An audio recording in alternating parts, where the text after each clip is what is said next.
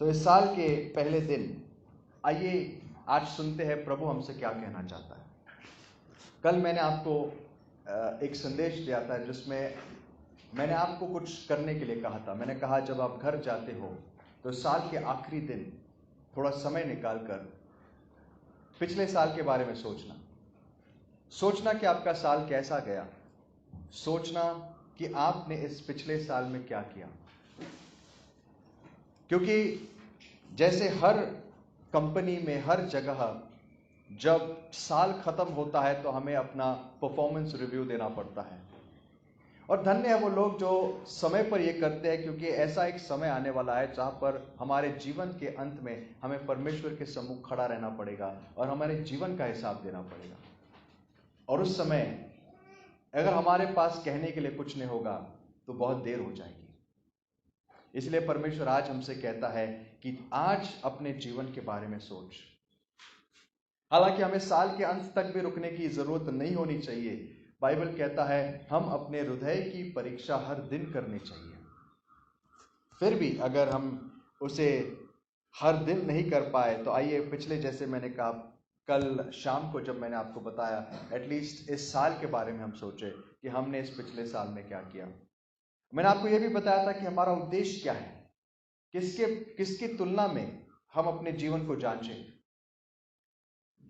हमारा ऑब्जेक्टिव, हमारा जो गोल है वो क्या है, हमारे जीवन का जो मकसद है वो क्या है। हमारे जीवन का मकसद है यीशु मसीह जैसे बनना। ये हमारे जीवन की बुलाहट है। और अगर पिछले साल हम ये कह सकते हैं कि हम यीशु मसीह जैसे एक कदम थोड़ा अंश करके अधिकतम बढ़ चुके हैं, तो मैं कहूंगा आपका पिछला साल सफल हो गया। हालांकि एक कदम काफी नहीं, हमारे पास 365 दिन है, हमने एटलीस्ट 365 कदम लेने चाहिए थे, लेकिन एटलीस्ट उस दिशा में अगर हम जा रहे हैं तो हमारा जीवन सफल हो गया। लेकिन अफसोस की बात है, मैं आपको एक और चीज बड़े दुख के साथ कहना चाहूंगा। आपने अपना आत्म परीक्षण किया है या नहीं मैं नहीं जानता, लेकिन एक पास्टर होने के नाते अगर मैं बहुतों के जीवन देखूं तो मुझे बड़ी निराशा होती है। मुझे नहीं लगता कि हम में से बहुत लोगों ने कोई प्रोग्रेस किया है। और कई बार मुझे बताने के लिए भी सोचना पड़ता है, क्योंकि हाँ मैं आपका पास्टर हूं, लेकिन फिर भी कई बार ऐसे समय आता है जब सोचना पड़ता है कि सामने वाले को बताकर उसका भला होगा या और बुरा होगा। इसीलिए मैं आपके लिए रोज दुआ जरूर करता हूं, और इसीलिए समय के लिए रुकता हूं कि खुदावन इस व्यक्ति का हृदय आप खोलिए कि ये खुद से अपनी इच्छा प्रकट करे कि वो आप में बढ़ना चाहते हैं। मैं आपके लिए रोज प्रार्थना करता हूं। मुझे पता नहीं आप में से मेरे लिए कितने लोग प्रार्थना करते हैं, मुझे पता नहीं, उम्मीद करता हूं। बाइबल कहती है एक दूसरे के लिए प्रार्थना करो, एक दूसरे की चिंता करो, एक दूसरे के बोझ को उठाओ। हम कोई भी इंसान अकेले नहीं चल सकता। और ये हमारे जीवन की सच्चाई है दोस्तों कि आज मसीहत में लोग क्या हो रहे हैं, ठंडे हो रहे हैं। लोग ठंडे हो रहे हैं, ज्ञान बढ़ रहा है, लोगों के अंदर बहुत सारी चीजें बढ़ रही है, लेकिन लोगों के अंदर मसीह के लिए प्रेम ठंडा हो रहा है। और काश मैं कह सकता था कि हमारे विषय सच नहीं, लेकिन बहुत दुख के साथ कहना पड़ता है कि हमारे विषय भी ये सच है। और इसीलिए आइए इस नए साल में कुछ अलग करें, आइए कुछ निर्णय लें। इस नए साल का जो संदेश, जब मैं इसके बारे में प्रार्थना कर रहा था तो प्रभु ने मुझे एक वाक्य दिया जिसके ऊपर मैं आज आपसे बात करूंगा। यह आपके लिए प्रभु का संदेश है कि आज प्रभु इस साल में आपसे क्या चाहता है और मुझसे क्या चाहता है। आमोस उसका 5वां अध्याय और 4था वचन, अगर मेरे लिए कोई पढ़े, आमोस उसका 5वां अध्याय और 4था वचन, आमोस चैप्टर 5 वर्स 4। आइए प्रभु का वचन हमारे लिए सुनते हैं। कोई है हिंदी पढ़ने वाला, मराठी पढ़ने वाला? अगर नहीं तो आप अपनी अपनी भाषा में पढ़िए। हाँ भाई मगर है, पढ़िए ब्रदर। यहोवा इस्राएल के घराने से यूं कहता है, मेरी खोज में लगो, तब जीवित रहोगे। यहोवा इजराइल के घराने से क्या कहता है? मेरी खोज में रहो, तब तुम जीवित रहोगे। इंग्लिश में लिखा है, this is what the Lord says to Israel, seek me and live. मुझे खोज और जीवित रहोगे। आज मेरा विश्वास है, आज मैं आपसे कहना चाहता हूं, परमेश्वर हमसे भी यही कहता है। परमेश्वर आज हमसे भी यही बात करता है, यही कहता है, seek me and live, seek me and live.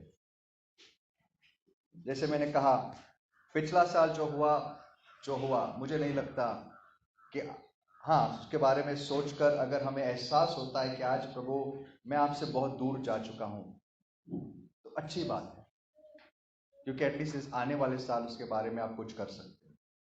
अगर आपने इसके बारे में सोचा भी नहीं तो आपके लिए फिर कोई आशा नहीं। क्यों? क्योंकि मुझे नहीं लगता आपके अंदर कोई इच्छा है परमेश्वर के पास आने की। लेकिन अगर आप इन बातों को अगर गंभीरता से लेते हो तो मेरे लिए मेरा विश्वास है कि प्रभु आपके जीवन में कार्य करेगा। हर लंबा सफर एक छोटे से कदम से शुरू होता है, और हमारे आत्मिक जीवन का सफर एक एहसास से शुरू होता है कि हाँ, मैं परमेश्वर से बहुत दूर हूं, मुझे उस दिशा में कदम लेना है, परमेश्वर मेरी सहायता कर। शायद रास्ता बहुत लंबा दिखता होगा, बहुत दूर दिखाई देता होगा, लेकिन आज अगर आप एक कदम लेने की कोशिश करोगे तो परमेश्वर आपकी सहायता करेगा। मेरी इच्छा है, जैसे मैंने कहा, मेरा बहुत मन करता है आप लोगों के साथ व्यक्तित्व रूप से बैठकर बातें करूं और बताऊं आपको कि भाई आप कहां गलत हो। लेकिन जैसे मैंने कहा कि अगर आपके अंदर वो तैयारी नहीं होगी तो मेरे शब्द आपके लिए कोई फायदे के नहीं, कड़वाहट बन जाएंगे। मैंने कई लोगों को बताने की कई बार कोशिश की कि भाई इस जगह में प्लीज थोड़ा सा चेंज होने की कोशिश किए, और उसका परिणाम जो होता है बड़ा उल्टा हो जाता है। परिणाम ये होता है कि उस व्यक्ति को बुरा लगने लगता है कि मेरे बारे में ऐसा क्यों बोला। आज इस सोच को अगर आप बदलोगे तो प्रभु आपको बहुत आगे लेकर जाएगा। प्रभु आपको बहुत आगे लेकर जाएगा। वो व्यक्ति जो सुनने की तैयारी रखता है, वो व्यक्ति जो नम्र होता है, उसको परमेश्वर बहुत ऊंचाई तक उठाता है। बहुत कम लोग होते हैं जो मुझे आके कहते हैं, भाई इस एरिया में आप मेरे बारे में क्या सोचते हो। ऐसा नहीं कि मैं बड़े आनंद से बैठा हूं सबके जीवन में दखल देने के लिए, लेकिन पास्टर होने के नाते एक कर्तव्य बनता है, और कई बार ये कर्तव्य मैं सिर्फ मेरे प्रार्थना के जगह में निभाता हूं कि प्रभु उस व्यक्ति का हृदय बदल दे, क्योंकि ये व्यक्ति मेरी बात सुनने की क्षमता आज उसके अंदर नहीं है। आइए इस नए साल में हम कुछ और करें। आइए इस नए साल में हम परमेश्वर के चरणों में आए और कहे परमेश्वर से, प्रभु मैं बदलना चाहता हूं। बड़ा दुख लगता है जब हम देखते हैं लोग जिस तरीके से परमेश्वर से जब दूर हो जाते हैं। दोस्तों, मैं ये इसलिए नहीं करता, या मुझे आप लोगों के सामने प्रचार करना इसलिए अच्छा नहीं लगता क्योंकि ये मैं आपके लिए कर रहा हूं। मुझे ये इसलिए अच्छा लगता है या मैं इसलिए करता हूं क्योंकि मैं ये परमेश्वर के लिए कर रहा हूं। आज कितने लोग यहां पर चर्च में परमेश्वर के लिए आए हैं? मेरे लिए नहीं, एक दूसरे के लिए नहीं, परमेश्वर के लिए आए। फिर आप परमेश्वर को मिलकर जाओगे। अगर आप मेरे लिए आए हो तो निराश हो जाओगे, एक दूसरे के लिए आए तो और भी निराश हो जाओगे। लेकिन आप किसके लिए आए हो? अगर आप परमेश्वर से भेंट लेने आए हो तो आज परमेश्वर आपसे बात करेगा, और अगर आपकी तैयारी है तो अपना हृदय खोलिए और परमेश्वर आपसे सिधाई से बात करेगा। कोई पर्दा मत रखिए, जैसे इजरायलियों ने मूसा के मुंह पर लगाया हुआ था। नहीं मूसा, तू बात करता है वो ठीक है, लेकिन तेरे चेहरे से जो तेज आता है, जो रोशनी आती है, वो हमें अस्वस्थ महसूस कराती है, हमें अच्छा नहीं लगता। नहीं, ऐसा मत कीजिए। तो इस नए साल में परमेश्वर हमसे क्या कहता है? आमोस 5:4 परमेश्वर कहता है, मुझे खोज और जीवित रहे। आज हम सबको परमेश्वर को खोजने की बहुत जरूरत है। दोस्तों, जैसे मैंने कहा, हम में से बहुत सारे लोग, मैं कहूंगा, परमेश्वर से बहुत दूर जा चुके हैं। बड़े बोझ के साथ मैं कह रहा हूं, और आज अगर आप मुड़ोगे नहीं तो आज बहुत देर हो जाएगी। एक ऐसा समय आएगा जहां मुड़ने की आपको क्षमता भी नहीं होगी। इसीलिए सावधान रहो। ये नया साल हमारे लिए एक सही में एक नयापन लेकर आए। नया साल सिर्फ कैलेंडर पे एक नया दिन नहीं है। दोस्तों, आपको पता है परमेश्वर नया साल कैसे मनाता है? निर्गमन की किताब आप बाद में पढ़ लेना, क्योंकि मेरा संदेश नहीं। 12वें अध्याय में हमें बताया गया है जिस समय परमेश्वर ने इजराइल को दासत्व में से बाहर निकाला और अपने देश में वो लेकर गया, परमेश्वर ने कहा इस दिन के बाद, इस समय के बाद, ये साल, ये महीना तुम्हारे लिए साल का पहला महीना होगा, और ये दिन तुम्हारे लिए साल का पहला दिन होगा। मेरे लिए नया साल यहां से शुरू हो जाएगा। ये वो साल था, वो महीना था जहां पर पास ओवर मनाया जाता था इजराइल के लिए। महीने का, साल का पहला महीना बन गया जब परमेश्वर ने उनके जीवनों को बदल दिया। सो आइए आज हमारे लिए 1 जनवरी का दिन सही में एक नया साल बन जाए। आज हम निर्णय ले कि खुदावन इस साल में मैं और मेरी प्राथमिकता कुछ नहीं होगी, मेरी प्राथमिकता बस एक है, मैं तुझे खोजना चाहता। I want to seek you. हर परमेश्वर के दास की यही इच्छा थी। फर्स्ट क्रॉनिकल्स, पहला इतिहास भाई, उसका 16 अध्याय और 11 वचन पढ़िए। पहला इतिहास उसका 16 अध्याय और 11 वचन। First Chronicles chapter 16 verse 11।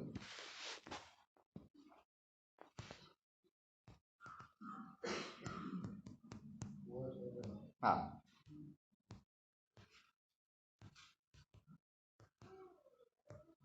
यहोवा और उसके सामर्थ की खोज करो, उसके दर्शन के लिए लगातार खोज करो।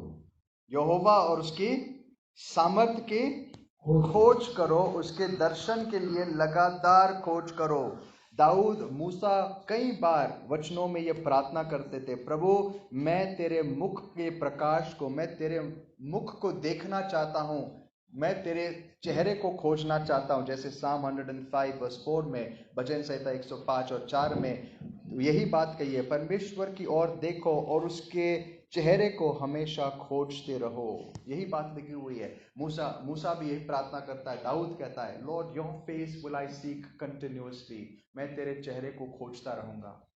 परमेश्वर के चेहरे को खोजना मतलब क्या दोस्त? बाइबल कहता है परमेश्वर को कोई देख नहीं सकता। फिर जब ये लोग कहते हैं प्रभु मैं तेरे चेहरे को खोजना चाहता हूं, इसका अर्थ क्या है? इसका अर्थ यह है कि जब परमेश्वर का, ओके, ये इन बिब्लिकल लैंग्वेज या इस प्रकार की भाषा जब इस्तेमाल की जाती है, जब परमेश्वर कहता है मेरे मुख का प्रकाश तुझ पे चमक रहा है, इसका मतलब है परमेश्वर की निगाहें हम पर है, वो हमसे खुश है। जब परमेश्वर अपने लोगों से नाराज होता था, वो अपना मुंह मोड़ लेता था। ये बात करने का तरीका एक भाषा का इस्तेमाल है। परमेश्वर ये कहना चाहता है मैं तुझे देखना भी नहीं चाहता, तेरे जीवन को जब मैं देखता हूं मैं निराश होता हूं, इसके लिए मेरा मुंह कहां पर है? तुझसे मुड़ा हुआ है। दाऊद कहता प्रभु तेरा मुंह, तेरा चेहरा कभी भी मुझसे हटने ना पाए, मैं तेरे मुख के प्रकाश को देखता रहूं, मतलब मैं तुझे संतुष्ट करूं और तेरा चेहरा मुझ पे बना रहे। I want to seek your face. मैं हर दिन ये जानना चाहता हूं कि प्रभु आज मैंने आपको प्रसन्न किया है, आज आप मुझे देखकर खुश हैं। कितने लोग अपने जीवन को इस प्रकार से बिताना चाहते हैं, हर दिन उठकर और हर दिन के अंत में आप इस बात की चिंता करते हो कि आज परमेश्वर क्या मुझसे खुश था? Is God please with me? क्या मैंने मेरे इस दिन को परमेश्वर की महिमा के लिए बिताया? क्या वो मुझसे खुश है? ये मेरे हृदय की इच्छा होनी चाहिए। तो दाऊद कहता है प्रभु मैं तेरे मुख को हमेशा खोजता हूं। आई seek you all the time. तो आइए आज मैं आपको एनकरेज करना चाहता हूं कि इस साल में आपने बहुत सारी चीजें खोज ली अब जीवन भर में, और कुछ मत खोजो। अगर कुछ खोजना है तो क्या खोजो? परमेश्वर को खोजो। सीक हिज फेस, उसके चेहरे को खोज और जीवित रहो। तो परमेश्वर को खोजेंगे, कैसे खोजेंगे? आज मैं आपको 7 स्टेप्स देना चाहता। सिंपल चीजें हैं जो अगर आप अपने डेली लाइफ में करो तो आप सच में परमेश्वर को खोज सकते हो और परमेश्वर को प्राप्त कर सकते हो, परमेश्वर का अनुभव ले सकते हो। These are steps to seek God. सबसे पहले बाइबल कहती है उसको खोजो जब तुम्हारे पास समय है। Let's start from there. समय, इसका मतलब क्या? आइज़ाया 55, आइज़ाया 55 और 6वां वचन पढ़िए। Isaiah chapter 55 verse 6।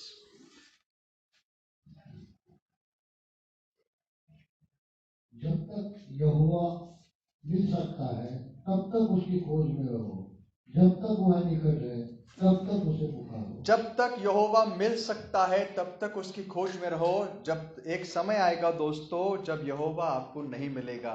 आज हम जश्न मनाते हैं, हमारे जीवन में एक नया साल जुड़ गया, बहुत आनंद मनाते हैं, लेकिन इसके साथ साथ याद रखना एक और साल आपके जीवन से कम हो गया और बहुत जल्द होगा, आपको पता भी नहीं चलेगा कि ये साल कब खत्म हो गए और कब आपका जीवन निकल गया। एक समय आएगा जब आपके पास और समय बचा नहीं होगा। और ये मत समझना कि वो समय सिर्फ आपके जीवन के अंत में आएगा। ये हो सकता है कि अगर हम अपने हृदय के सख्त स्थिति में बने रहेंगे दोस्तों, एक समय आता है जब हमारे पास शरीर में समय होगा लेकिन आपके आत्मा में, आपके मन में आपको यहोवा को खोजने की कोई इच्छा नहीं होगी। और मुझे डर है कि कई सारे लोग इस कगार पर आज खड़े हैं। आपको होता है, बाइबल कहता है कि हमारा हृदय जब सख्त होता है वो इतना सख्त हो सकता है कि उसके बाद चाहे आप उसके साथ जो करो, हथौड़े से मारो, टूटने के लिए का नाम नहीं लेता। आपको पता है कुम्हार एक बर्तन कब तक बना सकता है? कब तक बना सकता है कुम्हार? देखा है कभी कुम्हार को? आज हमारे पास सारी चीजें अगर वास्तविक रूप में नहीं, एटलीस्ट वर्चुअली हम देख सकते हैं, वीडियोस बहुत सारे देख सकते हैं हम लोग। तो एक कुम्हार बर्तन कैसे बनाता है? जब मिट्टी नरम और मुलायम होती है। जब तक मिट्टी मुलायम है उसको बहुत सुंदर आकार दे सकता है, लेकिन जब मिट्टी सख्त हो जाती है तो थोड़ी सख्त हो गई तो उसको मरोड़ के वापस बना सकता है, लेकिन अगर वो पूरी तरीके से सूख गई तो उसका कोई उपाय नहीं, उसके लिए कोई इलाज नहीं। क्यों? क्योंकि उसको फिर से आप बना नहीं सकते, वो आकार बन गया। ऐसे ही इंसान का हृदय होता है। एक समय होता है जब तक हमारा हृदय कोमल होता है परमेश्वर उसके साथ काम कर सकता है। एक समय आता है जब परमेश्वर भी उसके साथ काम नहीं कर सकता। याद है फैरो का हृदय क्या लिखा उसके बारे में? फैरो का हृदय क्या हुआ? परमेश्वर ने उसको कठोर कर दिया। क्यों पता है? उसके पहले 4 बार एटलीस्ट फैरो ने अपना हृदय कठोर किया। परमेश्वर ने उससे बात की, उसने कहा हाँ ठीक है मैं करूंगा, और फिर से अपना हृदय सख्त किया, नहीं करूंगा। फिर से वापस परमेश्वर ने बात की, हाँ करूंगा, डर के फिर से अपना हृदय सख्त किया। ऐसे करते करते अंत में एक समय आया जब लिखा, परमेश्वर कहता है अब मैंने फैरो का हृदय सख्त कर दिया, इसके आगे उसका कुछ नहीं होगा। दोस्तों एक समय आ सकता है हम अपने हृदय को इतना सख्त कर सकते हैं पाप की अभिलाषा के खातिर। हम अपने जीवन में कहते हैं नहीं और थोड़ा पाप करेंगे, नहीं परमेश्वर आपको बुलाता है, हाँ प्रभु क्षमा कर, फिर से हम चले जाते हैं और इस पाप के साइकिल में बने रहते हैं। एक टाइम आता है आप इतने सख्त हो सकते हैं, आपके अंदर की हर सेंसिटिविटी निकल जाती है, खत्म हो जाती है आपके अंदर की चेतना, और परमेश्वर की बातें आपके हृदय पर कोई असर नहीं डालती। ये समय आने का इंतजार मत करो, जब समय है उसको खोजो। दूसरी बात, समय को कीमती जानो।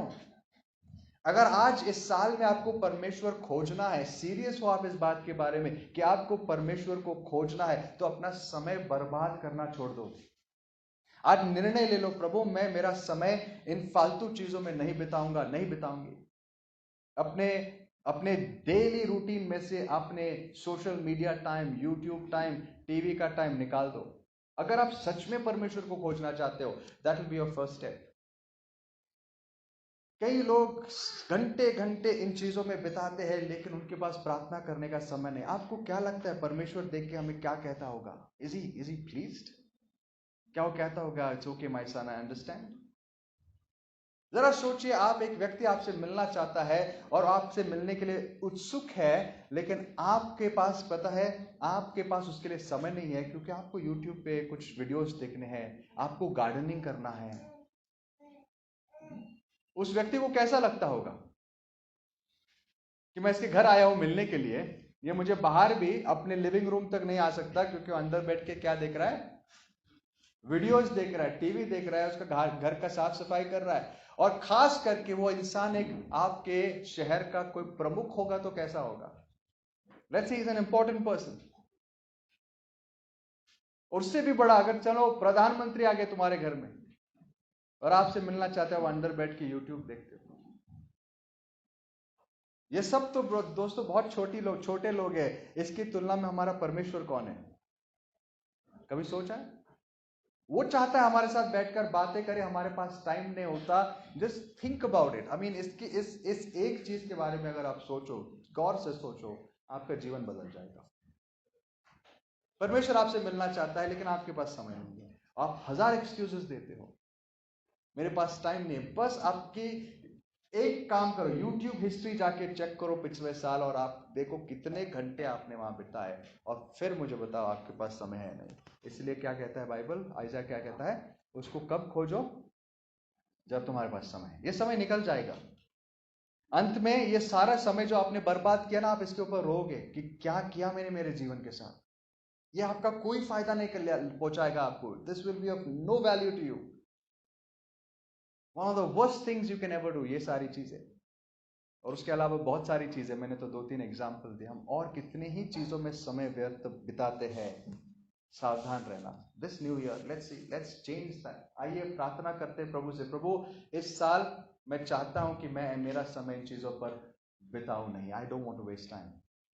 मुझे जितना समय मिले मैं आपके साथ बिताना चाहता हूं।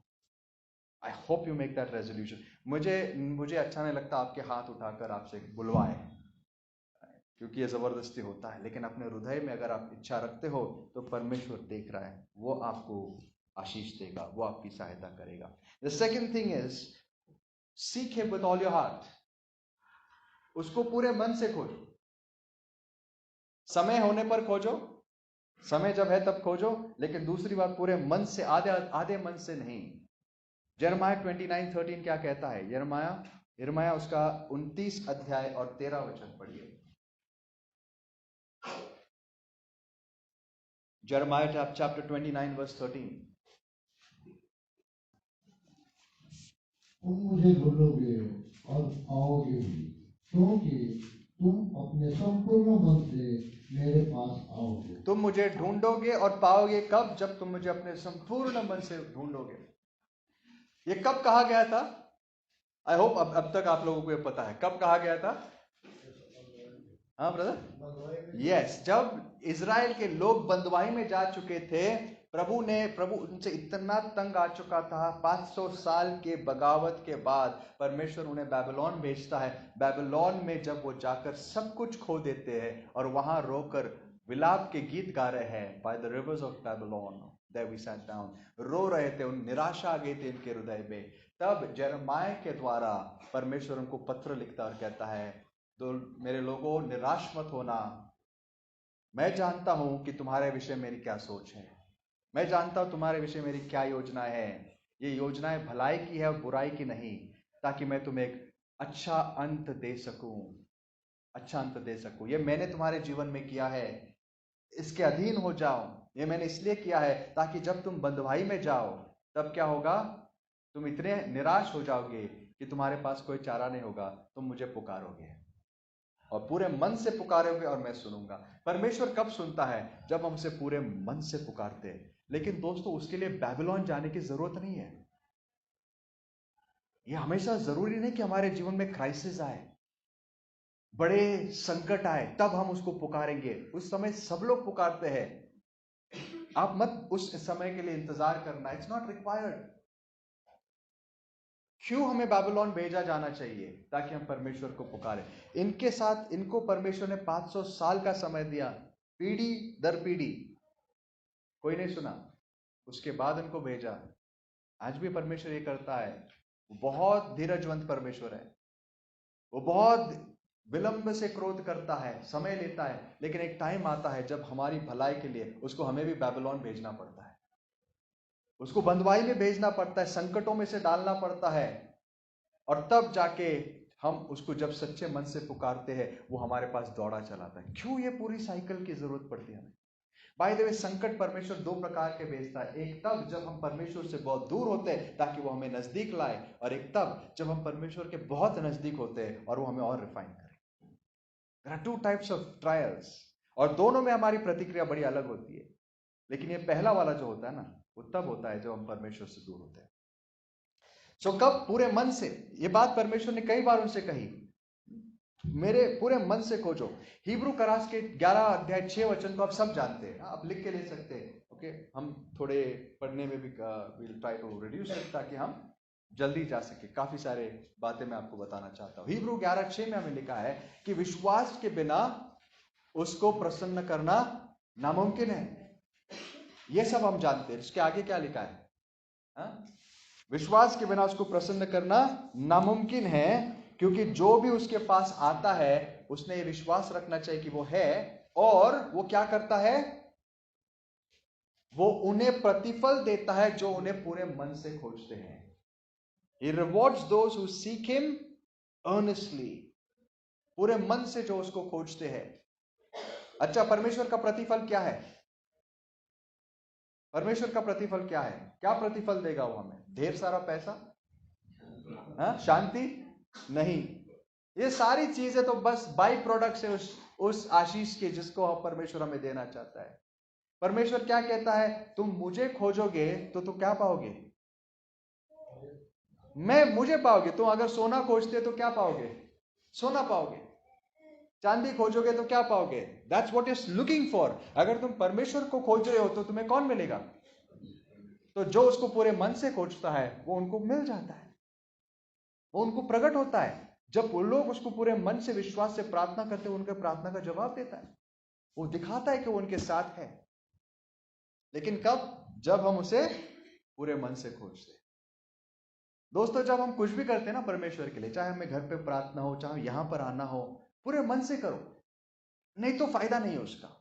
आधे मन से चर्च मत आओ, आधे मन से प्रार्थना मत करो, आधे मन से कुछ भी मत करो। Do it with all your heart. पूरे मन से करो, तब परमेश्वर तुम्हें मिलेगा। और उसके लिए संकट का इंतजार मत करो, क्योंकि संकट में हर एक व्यक्ति जानता है पूरे मन से परमेश्वर को कैसे खोजना है। क्या नहीं? हम कहीं ना कहीं किसी ना किसी संकट में थे। और कैसी होती है प्रार्थना हमारी? ए परमेश्वर, पूरे मन से यहां से निकलती है प्रार्थना। लेकिन जब संकट नहीं होता है तो प्रार्थना किसके साथ निकलती है? बोले यौन को क्या कहते हैं? क्या बोलते हैं उसको? जामड़ी, जो भी है, जमाई, जामड़ी, जो भी है, उसके साथ निकलती। बैठे बड़े बोर होके बैठते हैं। परमेश्वर भी देखता है, बेटा तू जा, मत बैठ मेरे सामने, मुझे खराब लगता है ऐसा। आप जब चर्च में बैठते तो कई बार मुझे आपको देख के मुझे ऐसा लगता है। मत बैठिए ऐसे, इच्छा से बैठिए। प्रार्थना जब करते इच्छा से करो, ताकि आप दिखा सको परमेश्वर मैं सीरियस हूं। I am serious to seek you. जब हम परमेश्वर के लिए काम करते कितने उत्सुकता से करते। कई बार हम देखते यहां पर लोग आते ही नहीं टाइम पे। Let's show some earnestness to seek God. आइए इस नए साल में एक रेजोल्यूशन ले। मैं नॉर्मली रेजोल्यूशंस के फेवर में नहीं होता, but I think sometimes they good. हम कर सकते हैं। Take a resolution to seek God. क्या करो? परमेश्वर को खोजो, समय जब है तब, और पूरे मन से। तीसरी चीज, सीक हिम इन प्रेयर।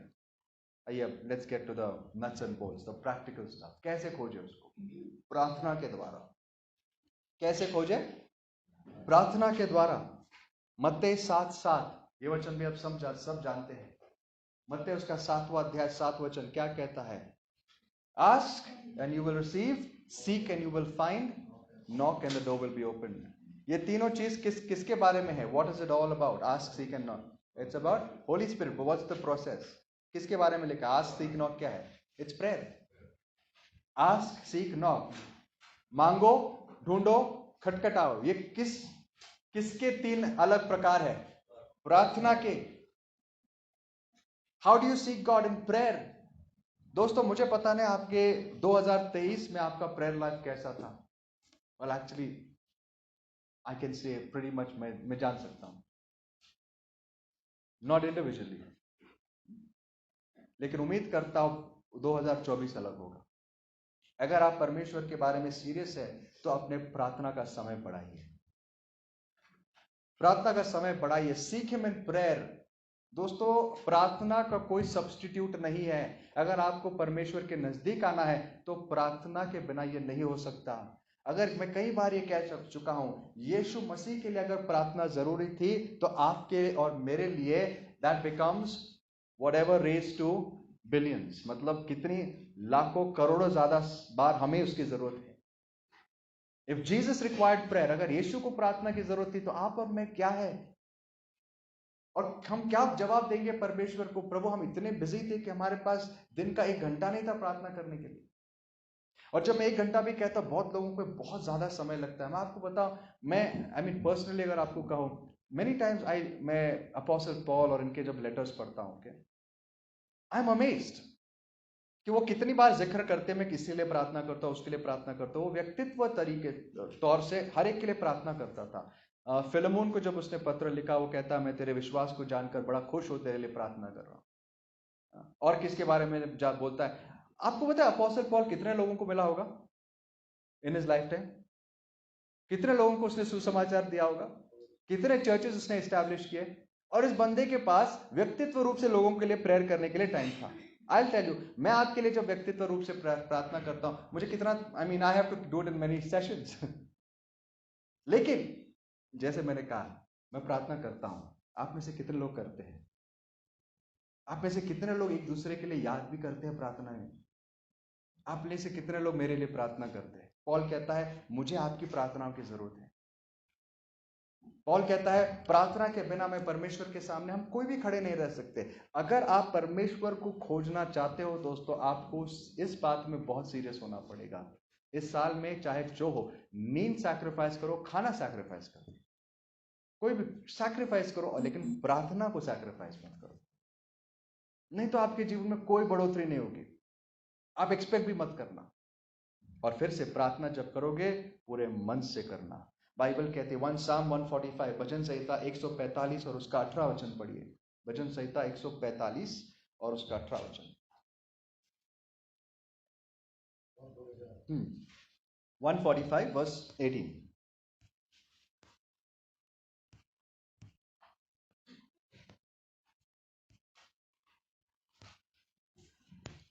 जितने यहोवा को पुकारते हैं, अर्थात जितने उसको सच्चाई से पुकारते हैं, उन सभी को निकट रहता है। ओके, पर यहोवा किसके निकट रहता है?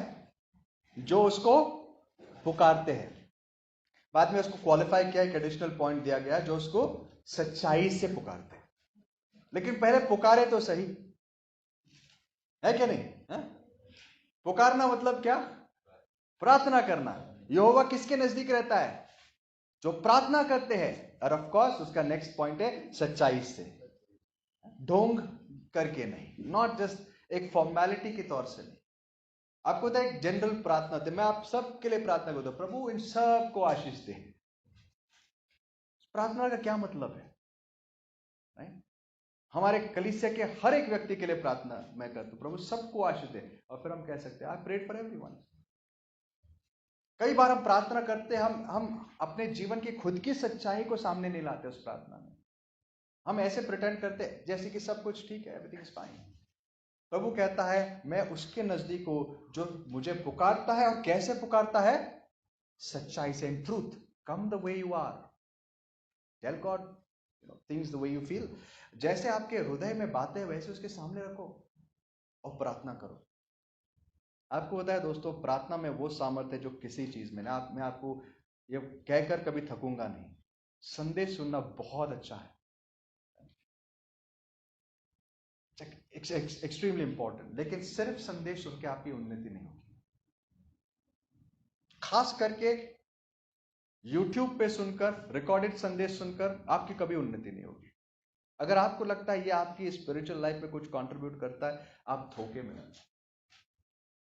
कई बार संदेश, मैं खुद आपको एक मेरी एक्सपीरियंस बता सकता हूं। मैं प्रचार भी जब करता ना, दिस इज डिफरेंस। जब मैं आप लोगों के सामने होता है, 2-4 लोग मेरे साथ हो गए, कोई बात नहीं, लोग मेरे सामने होंगे।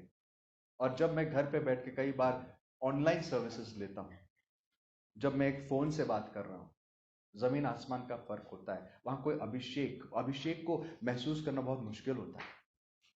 लेकिन जहां 2 या 3 लोग उपस्थित होकर मैं उनसे बातें करता हूं ना, अभिषेक अपने आप आता है। क्योंकि परमेश्वर का वायदा क्या है? जहां 2 या 3 मेरे नाम से जमा है, वहां पर मिलो लोगों से। मैं क्यों कह रहा हूं, क्योंकि संदेश रिकॉर्डेड सुनना आज बहुत स्टाइलिश होगी. We can listen to all kinds of things. हम इतनी जानकारी पा सकते हैं, लेकिन वो जानकारी अगर हमारे जीवन में ट्रांसलेट नहीं होती तो हम सिर्फ अपने ऊपर न्याय का पहाड़ तैयार करते हैं. That's all we are doing. हमें जानकारी बहुत है. आपको पता है खाना कितना जरूरी है हमारे लिए? अग्री करते हो क्या नहीं करते हो? हमारे शरीर के लिए खाना जरूरी. We all need food, right? लेकिन खाना तब जरूरी है जब उसे खा के जो एनर्जी मिलती है उसको हम यूज करें. अगर हम खाना खा के उसको यूज नहीं करें तो क्या वो खाना अच्छा होगा हमारे लिए? क्या होगा? हम सिर्फ खाते रहेंगे, कुछ करेंगे नहीं. क्या होता है? सबको पता है? क्या हो जाएगा? एक तो शरीर बढ़ेगा और उसके बाद बीमारी आएगी. Something good can become poisonous. एक अच्छी चीज पॉइजनस बन सकती है. वैसे ही वचन को सुन सुन के स्टोर करना ये आपके लिए पॉइजनस बन सकता है. तो उसके लिए जरूरी क्या है? वचन को सुनकर क्या करो? उसको इस्तेमाल करो. Of course I am ahead of my self क्योंकि मैं आगे जाऊंगा, लेकिन प्रार्थना एक ऐसी चीज है जिसको आप रिप्लेस नहीं कर सकते. Spend time in prayer. परमेश्वर से व्यक्तित्व रूप से बातें करो, तब जाके आपकी आत्मिक उन्नति होगी. Okay, that leads me to my next point. Next point है seek him in his word. प्रार्थना और उसके बाद उसके वचन को. ये दोनों चीजें इररिप्लेसेबल है. इन दोनों को आप अपने जीवन से दूर रखे प्रभु में बढ़ नहीं सकते. Seek him in his word. आइए पढ़ते कुछ वचन इसके विषय. भजन संहिता 119, Psalm 119 verses 10 to 11. भजन संहिता उसका 119 अध्याय 10 और 11 वचन पढ़िए.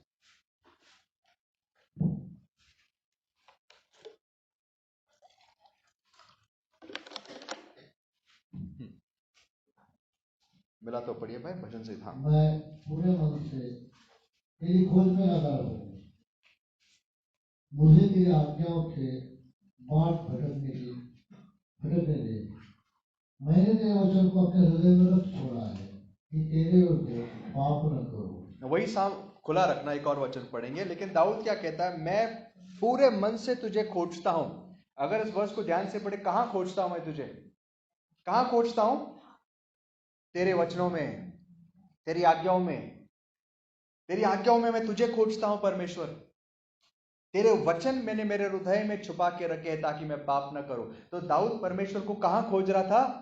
उसके वचनों में. इसीलिए Psalm 119 वर्स 18 में क्या कहता है वो? 18 वचन वर्स 18. मेरी आंखें खोल दे कि मैं तेरी व्यवस्था की अद्भुत बातें देख सकूं. जब मैं तेरे वचन को पढ़ता हूं, मेरी आंखें खोल दे ताकि मैं तेरी व्यवस्था में अद्भुत बातें देख सकूं. दोस्तों, हम में से कितने लोग बाइबल लेके बैठते हैं रोज अपने प्राइवेट टाइम में, प्रेयर में, और इस उम्मीद में बैठते, परमेश्वर आज इन वचनों से मुझसे बातें कर, व्यक्तित्व रूप से बातें कर, मेरी आंखें खोल ताकि मैं इसमें आपको देख सकूं. It's an amazing experience. मैंने आपको पहले ही कहा था, इस एक्सपीरियंस को आप किसी चीज के साथ रिप्लेस नहीं कर सकते. आप चाहे जितने संदेश सुनिए, जितने बातें सुनिए, अपनी जगह वो सब ठीक बातें ठीक है, लेकिन परमेश्वर के वचनों को लेकर उनसे प्यार करना, उनके साथ बैठना, उसको प्यार से पढ़ना और ये उम्मीद करना कि प्रभु मुझसे बात करे, अपने आप में एक अलग बात है. God speaks. कितना लोग विश्वास करते हैं परमेश्वर बात करता है? मैं उम्मीद करता हूं आप उसकी बात सुन सकते हो. दाऊद कहता है तेरे वचनों में अद्भुत बातें दिखा ताकि मैं क्या करूं? उन्हें देखकर बदल जाऊं. आपको पता है, एक दिन यीशु मसीह फरीसियों के पास है और सारे फरीसी उसके सामने खड़े हुए थे और प्रभु कहता है तुम बहुत ध्यान से वचन पढ़ते हो. जॉन 5:39 to 40 घर पे लिख के रखना. जॉन 5:39-40. तो क्या करते हो? ध्यान से बहुत ज्यादा वचन का अभ्यास करते हो क्योंकि तुम्हें उसको लगता है कि उसमें तुम्हें उद्धार मिलेगा. लेकिन आपको यह पता नहीं कि यह वचन किसके बारे में बात करते हैं? ये वचन मेरे बारे में बात करते हैं. They miss the whole point. दोस्तों, आज भी बहुत सारे लोग वचन का बहुत स्टडी करते हैं, बहुत सारा ज्ञान प्राप्त करते हैं, लेकिन इस उम्मीद से नहीं कि वो यीशु को देखे. वो इसलिए देखते ताकि उन्हें ज्ञान मिले. कोई प्रचार करने के लिए करता है, कोई और कुछ के लिए करता है, किसी को बस खुशी होती है. That's one way of entertaining themselves, कि हम अपने आप को एंटरटेन रख सकते हैं. आपको पता है, आपको यकीन नहीं होगा, कई लोग संदेश भी सुनते हैं ताकि वो एंटरटेन रहे. बस it's a feel good factor. There are many motivational speakers, बहुत अच्छे स्पीकर्स है जो आपको मोटिवेटेड रखेंगे और आपको लगेंगे, ऐसा लगेगा यार ये तो बहुत बढ़िया काम हो गया, मतलब मुझे बहुत अच्छा लग रहा है, I feel refreshed. But what's the point? अगर ये बात आपके जीवन में यीशु को नहीं प्रकट करती, अगर ये वचन पढ़ते समय आप यीशु को नहीं देख सकते, तो आपने वचन पढ़ा नहीं. You need to see Jesus. जब आप बाइबल लेके बैठते हो, आप किसको देखते हो? Can you see the wonderful things of God? क्या आप यीशु मसीह की अद्भुत बातें पढ़ सकते हो, उसको देख सकते हो? बाइबल कहती है उसको देखते देखते, 2 कोरिन्थियंस 3:18, ये भी लिख के रखिए, 2 कोरिन्थियों का 3:18, वचनों को देखते देखते पवित्र आत्मा क्या करता है? हमें यीशु के रूप में ढलते लेकर जाता है. He transforms us into the image. So अब तक हमने क्या देखा? अगर परमेश्वर को खोजना है तो हम कैसे खोजे? आइए देखते कितने लोग यहां पर है मेरे साथ. What's the first thing? कितने लोग? हाँ, seek him while there is time. फिर with all your heart. फिर seek him in prayer, प्रार्थना में, और seek him in his word. उसके वचनों में उसको खोजो कि प्रभु मैं तेरे साथ और नजदीक आना चाहता हूं. इसके सब के लिए आपको बलिदान देना पड़ेगा. और इस साल अगर आप तैयार हो तो परमेश्वर आपको सहायता करेगा. और 2-3 चीजें मैं बताऊंगा. The next thing is seek him in fasting. किसमें? उपवास. मुझे पता नहीं 2023 में आपने कितना उपवास किया, मैं पूछूंगा नहीं. शायद आपको जब जरूरत थी आपने किया होगा, आपने कुछ और के लिए किया होगा. लेकिन दोस्तों आज फास्टिंग आप किसके लिए करिए इस साल में अगर करना है? परमेश्वर को खोजने के लिए. परमेश्वर को खोजने के लिए. जोएल 2:12 कहता है, जोएल हमें कहता है, परमेश्वर एक्चुअली जोएल के द्वारा कहता है 2:12 में. पढ़िए जोएल 2:12 क्या कहता है?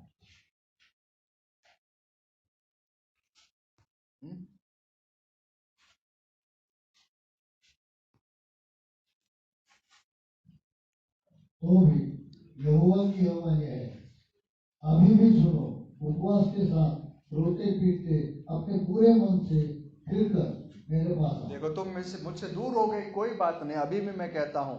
इजराइल से वो कहता है अपने पूरे मन से उपवास के साथ रोते पीटते मेरे पास आओ. प्रभु हमें कहता है उपवास करके आओ.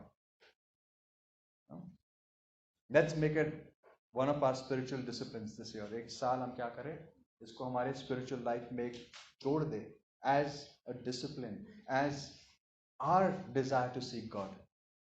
उपवास करें परमेश्वर के लिए. जब मीटिंग्स होती है उपवास में आइए अगर हो सके. हर बार नहीं, एटलीस्ट कभी कभार जब आपको लगता है. हमारी सैटरडे मीटिंग्स होती है, हम वहां पर फास्टिंग में आते हैं. आइए मीटिंग में, प्रार्थना में आइए. परमेश्वर को खोजने की कोई तो कोशिश कीजिए, तब जाके परमेश्वर आपको आशीष देगा, तब वो आपके निकट आएगा. सो सीक हिम इन फास्टिंग. और 2 चीजें. The next thing, seek him in his temple. कहां पर? उसको कहां खोजिए? उसके मंदिर में, उसके भवन में. इसके ऊपर हमने पिछले ही इतवार को बात की. भजन संहिता 27:4 में दाऊद कहता है, प्रभु मैंने एक ही वर आपसे मांगा है. क्या है? कि मैं दिन रात आपके भवन में बना रहूं. मैं दिन रात आपके भवन में बना रहूं और आपकी सुंदरता को निहारता रहूं. वही दाऊद कहता है 122 में, या Asaph, one of them says it, मुझे बड़ा आनंद हुआ जब लोगों ने मुझसे कहा आओ परमेश्वर के मंदिर में जाएंगे. भजन संहिता 122:1. आओ हम परमेश्वर के मंदिर में जाएंगे. जब लोगों ने कहा मुझे आनंद हुआ. कितने लोग आनंदित होते हैं चर्च आने के लिए? कितने लोग आनंदित होते हैं? मुझे दिखाई नहीं देता वो आनंद. कई लोगों के बॉडी लैंग्वेज से दिखाई नहीं देता. दोस्तों क्योंकि आप आनंद से नहीं आओगे तो आपको कुछ नहीं मिलेगा. आप इसलिए आओ क्योंकि आप परमेश्वर से प्रेम करते हो. मैंने आपको कहा चाहे यहाँ पर 100 लोग, 1000 लोग या एक व्यक्ति बैठा हो, मैं हमेशा, मुझे आनंद होता है क्योंकि मैं किसको मिलने आता हूँ? परमेश्वर को मिलने आता हूँ. चाहे मीटिंग यहाँ हो, बड़े ऑडिटोरियम, या मेरे घर में हो, मुझे आनंद इस बात का होता है कि मैं प्रभु के लिए कुछ कर पा रहा हूँ. I want to serve God. मैं मिनिस्ट्री में कभी इसलिए नहीं आया ताकि मैं भीड़ इकट्ठा करूं या कभी चर्च शुरू करूं. मुझे बस आनंद, एक ही चीज का आनंद होता था हमेशा, और वो था परमेश्वर के लिए कुछ करना. अगर परमेश्वर ने मुझे चुना है कुछ करने के लिए, ये मेरे लिए बहुत बड़ा सौभाग्य है. I mean it's an amazing privilege. मुझे पता नहीं आप लोगों में से कितने लोगों को ये लगता है, इस बात का अनुभव है कि परमेश्वर ने आपको चुना, इस बात का कितना आनंद आपको होता है। Do you understand the privilege? उसके भवन में आओ। आपको पता है दोस्तों, उसके भवन के लिए आप जो भी करोगे परमेश्वर बहुत आनंदित होता है। मेरे पास समय नहीं है, लेकिन आई थिंक दूसरे राजा के, आई गेस इट्स अराउंड 18, मुझे रेफरेंस देखना पड़ेगा, लेकिन जोशाया नाम के एक राजा की कहानी, बड़ी सुंदर कहानी। जोशाया राजा कितने साल का था पता है जब वो राजा बना? 8 साल का। 8 साल का बच्चा था। और उसके समय इजराइल की क्या कंडीशन थी पता है? क्या कंडीशन थी? इतने खराब हो चुके थे, उनको वो भूल गए थे कि परमेश्वर कौन है। मंदिर, परमेश्वर का मंदिर बिल्कुल टूटा पड़ा था, उसके अंदर अशेरा की मूर्तियां, उसके अंदर बाल की कुछ और मूर्तियां, पता नहीं क्या क्या वो लोग कर रहे थे। जब ये राजा बना, एक रिवाइवल आया, उसने क्या किया पता है? उसने ये सारी मूर्तियां निकाल दी और उसके मन में एक बात है, उसने कहा आप एक काम करते, ये लो पैसे, याजकों को जाके दो, मंदिर बांधते। और टूटा हुआ मंदिर वो क्या करते पता है? बांधना शुरू कर देते हैं। और बांधते बांधते सारे याजक बड़े खुशी से कर रहे। अंदर एक रूम में उनको एक बुक मिलती है, ओल्ड स्क्रोल मिलता है। सोचिए वो स्क्रोल क्या था पता है? मूसा की व्यवस्था। जरा सोचिए इजराइल की क्या दशा थी। बाइबल कहां पड़ा हुआ था? कहीं कचरे के डब्बे में, पीछे टूटे हुए मंदिर में। वो जब उन्हें मिलता है और वो पढ़ते हैं, शफान नाम का आदमी उसको पढ़ता है, बड़ा शौक होता है। वो तुरंत राजा के पास जाता है और राजा को कहता है, राजा मंदिर का काम हो रहा है, लेकिन एक किताब मिली है और ये किताब वो पढ़ के सुनाता है। जैसे राजा वो किताब सुनता है, मूसा की व्यवस्था सुनता है, अपने कपड़े फाड़ कर रोने लगता है और कहता है जाओ परमेश्वर से पूछो क्या करें। लॉन्ग स्टोरी शॉर्ट, वो जाते हैं, एक प्रॉफिटेस वहां होती है हुल्डा नाम की, उसके पास जाते हैं। वो तो क्या करे, वो उसको कहती है इस राजा को बता कि मेरा क्रोध इजराइल पे भड़का हुआ है, लेकिन क्योंकि तूने मेरे वचनों को सुना और तेरा हृदय प्रतिसाद देता है, तूने अपने हृदय को कोमल किया है, मैं तुझ पे अनुग्रह करूंगा और तेरे दिनों में ये न्याय नहीं लाऊंगा। और उस बच्चे के जीवन में जब तक वो राजा था, इजराइल में परमेश्वर का अनुग्रह रहा, एक रिवाइवल आ गया। और बाइबल कहते हैं उन्होंने पहली बार कितने ही सालों में फसह मनाया और इतने आनंद से मनाया, एक बड़ा जश्न आ गया, रिवाइवल आया। और वो रिवाइवल खत्म होने के बाद इजराइल तबाह हो गया। स्टोरी का पर्पस क्या, मैं क्यों बता रहा हूं? इस लड़के के जीवन में रिवाइवल कब आया पता है? जब उसने निर्णय लिया, आए एक टूटा हुआ मंदिर बांध लेते, चलो let's at least build the house of God. कोई काम छोटा नहीं होता। आइए आज हमारे पास, आज मंदिर कौन है परमेश्वर का, इसके बारे में हमने कई बार चर्चा की। कौन है? हम हैं। आइए let's build the church of God. आइए हमारे हमारे हाथ से जो होता है करें। हमारे इस मिलने के स्थान से लेकर एक दूसरे को प्रोत्साहन तक क्या करते हैं हम लोग। आज पिछले साल मैंने आपको पूछा, आप खुद ही पूछ लीजिए अपने आप से कि मैंने परमेश्वर के मंदिर के लिए क्या किया, परमेश्वर के राज्य के लिए क्या किया, परमेश्वर की बातों के, मेरे घर के लिए बहुत कुछ किया मैंने, मेरे काम के लिए बहुत कुछ किया हो गया मेरे। अब पिछले साल हम में से बहुत लोग हजारों परेशानियों में फंसे हुए थे और उन्हीं परेशानियों में अटके हुए थे। आइए इन जंजीरों को इस साल तोड़ देते हैं और सब भूल कर क्या करते हैं? परमेश्वर के भवन को बांधने के काम करते हैं। Let's work for God. और देखो वो आशीष देता है क्या, देखो आपके जीवनों को बदलता है क्या नहीं। That's all I can say. Psalm 122:1, मैं आनंद से भर गया जब उन्होंने कहा मैं मंदिर में आऊंगा। Let's go to the house of God and worship. The last thing, seek him in his kingdom. कहां खोजो उसको? कहां खोजो? उसके राज्य में। All should know this verse. Matthew 6:33. क्या है वचन? What's the verse? Seek ye first the kingdom of God and all his righteousness, and all these things will be added to you. उसके राज्य की खोज में रहो और उसके धार्मिकता की खोज में रहो और ये सारी चीजें तुम्हें दी जाएगी। किसकी खोज में रहो दोस्तों? जब आप परमेश्वर के राज्य में की खोज में रहते हो, आप उसकी खोज में रहते हो। If you love God you will love his kingdom. अगर आप परमेश्वर से प्रेम करते हो, उसके कार्य से प्रेम करोगे। मैंने कल आपको पूछा था, पिछले साल हम में से कितने लोगों ने किसको गॉस्पेल सुनाया? How many people have you shared the gospel with? हमने कितने लोगों को के विश्वास को बढ़ाया? हमें से कितने लोगों ने परमेश्वर के राज्य के लिए एटलीस्ट इनडायरेक्टली सपोर्ट किया? There are a few. But the sad part is, हम में से बहुत लोग आज एक ऐसी दिशा में है जहां पर हमारी जीवन खतरे में है, और इसीलिए परमेश्वर आज हमसे बात कर रहा है। इसीलिए परमेश्वर आज हमसे कहता है कि आइए होने देना 2024 एक अलग साल बने हमारे। हम बस अपना रोना धोना नहीं, हमारी परेशानियों के बारे में नहीं सोचे, हम आज परमेश्वर के लिए कुछ करें। आइए उसका भवन बनाए, उसका राज्य बढ़ाए, उसकी खोज में रहे। यीशु मसीह आया इस दुनिया में, वो कहता है मैं मेरी इच्छा पूरा करने के लिए नहीं, मैं आया मेरे पिता की इच्छा पूरा करने के लिए। Let's show that love to God. So परमेश्वर आज हमसे कहता है आमोस के द्वारा, क्या कहता है आज परमेश्वर का संदेश क्या है हमारे लिए इस नए साल में? Seek me and live. कितने लोग आज निर्णय लेना चाहते हैं कि आप परमेश्वर को खोजेंगे इस साल? आइए अपने हाथों को उठाएं, let's make a public confession. कितने लोग चाहते हैं, हम में से जो आज परमेश्वर से दूर है, आइए परमेश्वर के सामने कहते हैं प्रभु मैं आपको खोजना चाहता हूं, I want to seek you this year with all my heart. आइए अपने पैरों पर हम खड़े हो जाएंगे और कहेंगे परमेश्वर से, खुदावन मेरी सहायता कर, मुझे अनुग्रह दे कि जब मैं आपके सम्मुख आऊं प्रभु, मैं मेरे समय को बर्बाद न करूं, मैं मेरे पूरे मन से आपके पास आऊं, प्रार्थना में लवलीन रहूं, आपके वचनों में बढ़ूं,